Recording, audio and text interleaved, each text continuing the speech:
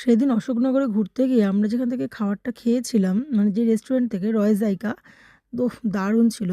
এটা কিন্তু ১ম এ বিরিয়ানির দোকান ছিল, কিন্তু এখন সব রকমের জিনিসই পাওয়া পাওয়া যাচ্ছে আর খুব সুন্দর করে ডেকোরেশনও করছে।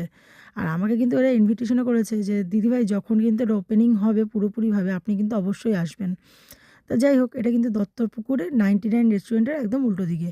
১ম এ আমার মেয়ে বলছিল যে, "পাপা, মাম্মাম এখানে ঢুকবো না। দেখো ছোটখাটো জায়গা, এখানে ঢুকবো?" আমি বললাম, "বুবু সবসময় তো বড় জায়গা থেকে খাস। এখান থেকে একবার খেয়ে দেখ।"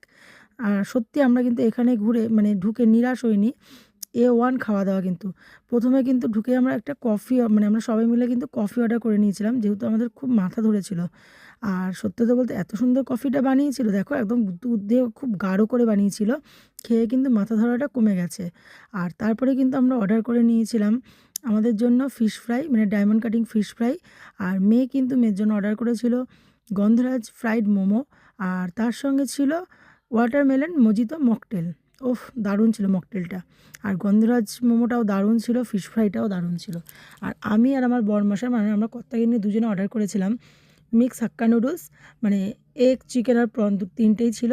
ও সঙ্গে কিন্তু অনেকগুলো মাশরুমও ছিল ছোট, ছোট। যাই হোক, তার সঙ্গে ছিল চিকেন মাঞ্চুরিয়ান। আমরা কিন্তু খুব ভালোই খেয়েছি। আর ১ প্লেট দিয়ে কিন্তু আমরা দুজন খেয়েছি। আর দামটা এত রিজনেবল যে কি বলব, ৳৫০, মানে এই দামে তো এটা পাওয়াই যায় না। যাই হোক, আর আমার ননদের বর আর ভাগনা খেয়েছে মাটন বিরিয়ানি। আর বিরিয়ানির কারিগরটা কিন্তু অবশ্যই আমাদের দাদা বৌদি। তা সেখানে তো বিরিয়ানিটা মানে বলা বাহুল্য যে খুব সুন্দরই টেস্টি হবে। আর আমার মেয়ের মকটেল খাওয়া দেখে আমার ভাগ্নেও একটা মকটেল অর্ডার দিয়ে দিয়েছিল। আর আমাকে কিন্তু ওরা স্পেশালি এই মাসালা সোডাটা মানে ফ্রিতে মানে খেতে দিয়েছে। আর আমার মেয়েও কিন্তু ওর পিসির সঙ্গে দেখো বিরিয়ানি খেয়েছে, যেহেতু আমাদের সঙ্গে নুডলসটা খায়নি। আর সঙ্গে ছিল স্যালাড। আর রয়েস জায়গাটা কিন্তু দত্তপুরে, খাবারগুলো কিন্তু সেই টেস্টি ছিল। সত্যি অসাধারণ। মানে জায়গাটা ছোট কিন্তু খাবারগুলো খুব টেস্টি।